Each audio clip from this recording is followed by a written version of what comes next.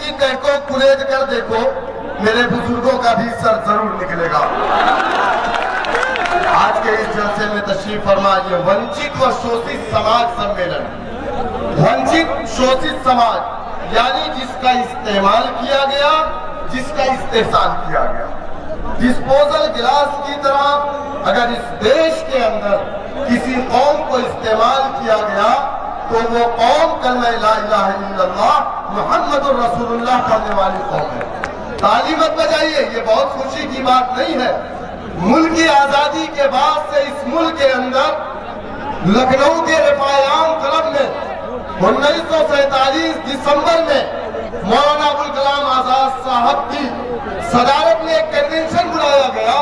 पूरे हिंदुस्तान से मुसलमानों के दानिश्वर तबकों को इकट्ठा किया गया और कहा गया कि ये मुसलमानों, देश आजाद हो गया, मुल्क के अंदर दो सियासी पार्टियां हैं, एक मुस्लिम लीग और दूसरी कांग्रेस पार्टी है। लेकिन ऐ मुसलमानों, मुस्लिम लीग एक फिरका प्रस्त जमात है, मुस्लिम लीग तुम्हारी पार्टी नहीं है, मुस्लिम लीग के कायदीन तुम्हारे कायद नहीं है। हमने अपने बड़े की बातों पर लब्बैक कहा, हमने मुस्लिम लीग को अपनी पार्टी नहीं माना, कांग्रेस को अपनी पार्टी माना, कांग्रेस के कायदीन को अपना कायद माना। 1 साल 2 साल 3 साल नहीं, 60 साल का इक़्तिदार इस मुल्क का हमने कांग्रेस को दिया। लेकिन क्या ये सच नहीं है कि इस मुल्क के अंदर अगर सबसे ज्यादा किसी कौम को परेशान किया गया, सबसे ज्यादा किसी कौम के नौजवानों को जेल की सलाखों में डाला गया, सबसे ज्यादा किसी कौम के बच्चों को गोलियां मारी गई, इनकाउंटर किया गया, तो वो कलमा ला इलाहा इल्लल्लाह मुहम्मद रसूलुल्लाह पढ़ने वाली कौम है।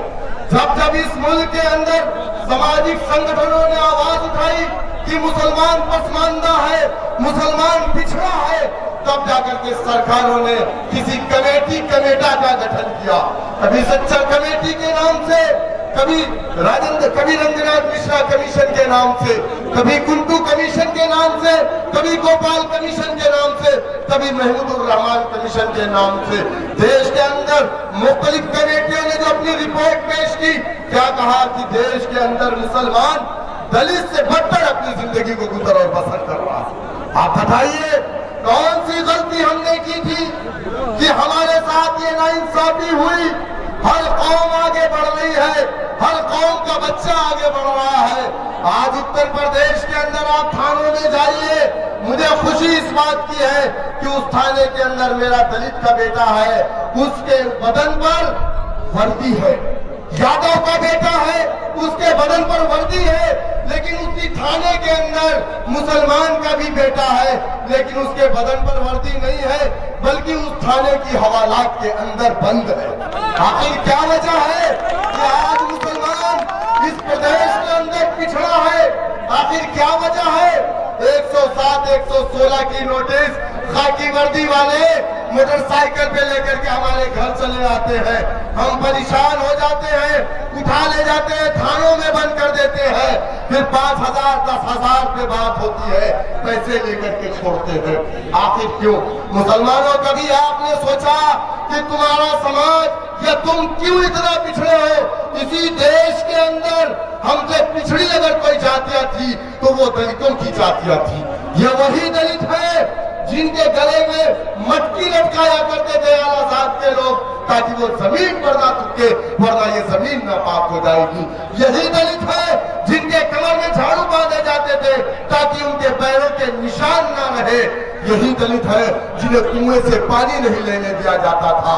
जबकि हिंदुस्तान की आजादी के बाद हिंदुस्तान की जो सबसे बड़ी न्याय पंचायत है, हिंदुस्तान जिसको हम सांसद भवन के नाम से जानते हैं, जहां कानून बनाए और बिगाड़े जाते हैं, वहां पर तादाद आजादी के बाद से दलितों की कितनी है मालूम आपको?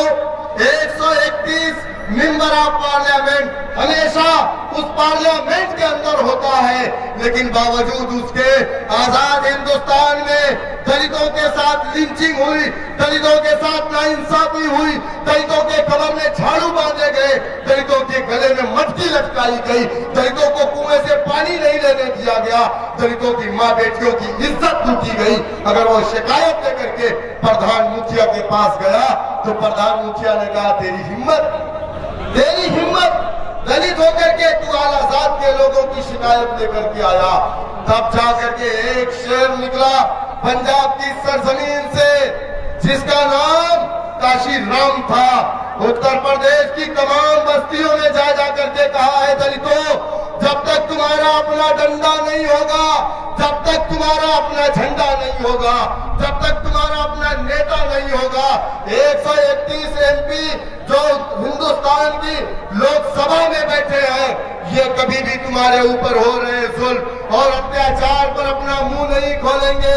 जब इनको नींद आएगी, जब ये जवाई लेगा तो अपना मुंह खोलेगा।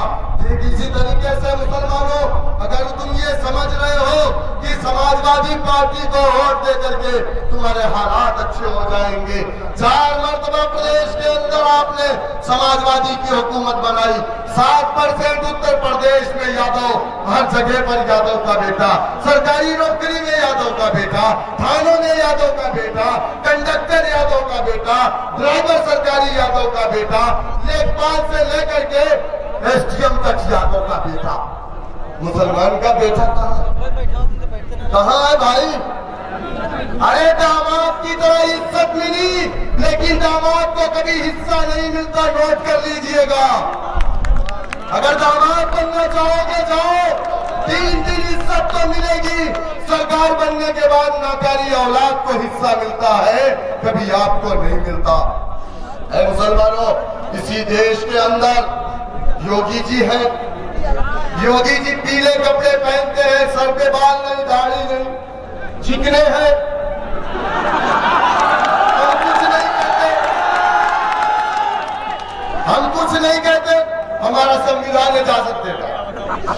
इसी देश के अंदर एक कांग्रेस के नेता है, उनका नाम आचार्य प्रमोद रंजन कंचन, पूरा नहीं जानता। उन्होंने क्या कहा? मौलाना बदरुद्दीन अजमल साहब की दाढ़ी को क्या कहा? बकरा दाढ़ी कहा ना भाई। हमने तो कभी नहीं कहा कि इनकी मोच कुत्ते की पोंछ की तरह है, लेकिन संविधान उस मोच को भी इजाजत देता है रखने की, और उस दाढ़ी को भी इजाजत देता है रखने की। किसी को अधिकार नहीं कि कोई टिप्पणी कर सके। लेकिन आज अगर टिप्पणी किसी कौम पर है, भाई आप देखें ना, 15 से 20 लाख लोग नंगे होकर के नहाए कि नहीं उत्तराखंड में? नहाए कि नहीं? टेलीविजन पे चला कि नहीं? मादर साहब पे हमने कोई टिप्पणी नहीं की। ठीक है, संविधान इजाजत देता है, कुत्ता खाने वाले, बिल्ली खाने वाले, सुअर खाने वाले, संविधान इजाजत देता है। प्याज ना खाने वाले भी है यहाँ, जो प्याज भी नहीं खाते। लेकिन क्या वजह है मुसलमानों? अगर परेशानी किसी से है तो हमारे मजहब से है, हमारी शरीयत में मुदाखलत, हमारे खाने पे पाबंदी, हमारे कपड़े पे पाबंदी, हमारे निकाब से परेशानी, हमारे मजहब से परेशानी। क्यों? क्या संविधान हमें इस बात की इजाजत नहीं देता? देता है, बावजूद उसके जिस कौम का जमहूरियत में अपना डंडा नहीं, अपना झंडा नहीं, अपना नेता नहीं, उस कौम की कोई पहचान नहीं होती। आप क्या सोचते हो समाजवादी को वोट दे करके आप अपने अच्छे दिन ला सकते हो? समाजवादी को वोट दोगे, सरकार बनेगी, तब भी लिंचिंग तुम्हारी होगी। बीएसपी को वोट दोगे तब भी लिंचिंग तुम्हारी होगी। कांग्रेस को वोट दोगे तब भी लिंचिंग तुम्हारी होगी। बीजेपी को वोट दोगे तब भी लिंचिंग तुम्हारी होगी। एनआरसी पे कौन बोला? कौन बोला एनआरसी पे? अखिलेश यादव क्यों नहीं बोले? मुसलमानों के रहनुमा बनते हैं। मायावती ने तो त्रिशूल उठा लिया, अब वहां तो दूसरे नारे लगने शुरू हुए, जय भीम के नारे नहीं। संविधान को अगर बनाया बाबा साहेब भीमराव अंबेडकर ने था, तो यकीनन संविधान को अगर कोई बचाएगा तो मेरे कायद रखते में मिलत जनाब बैरिस्टर सोची हो। हमारे देश की पार्लियामेंट के अंदर जब लोग वोट ले रहे, जब पार्लियामेंट के अंदर 2019 में लोग वोट ले रहे थे, अरे बीजेपी से जीत करके आने वाला दलित एमपी भी नारे लगा रहा था जय श्री राम के। अब तो श्री राम जी भी 2 हो गए भाई। एक श्री राम है श्री राम के नारा लगाने वाले आतंकवादी जो मारते लिंचिंग करते, एक वो आतंकवादी, वो जय श्री राम, वो उनके अलग भगवान है। गाय भी इसी तरीके से दो तरीके की हो गई, एक दूध देती है, एक ओट देती है।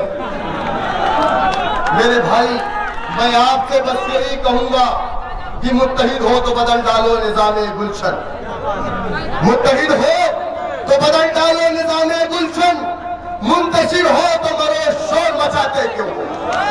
और सुन लो, आज हम लोग चाहते हैं, मेरे कायद ने कहा कि हम समाजवादी से, बीएसपी से बात करने को तैयार है बीजेपी को रोकने के लिए, लेकिन ये लोग हमको कहते नहीं नहीं, आप तो फिरका परस्त है।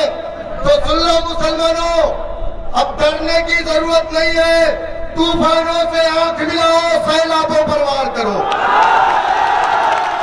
तूफानों से आंख मिलाओ, सैलाबों पर वार करो, मल्लाहों का चक्कर छोड़ो,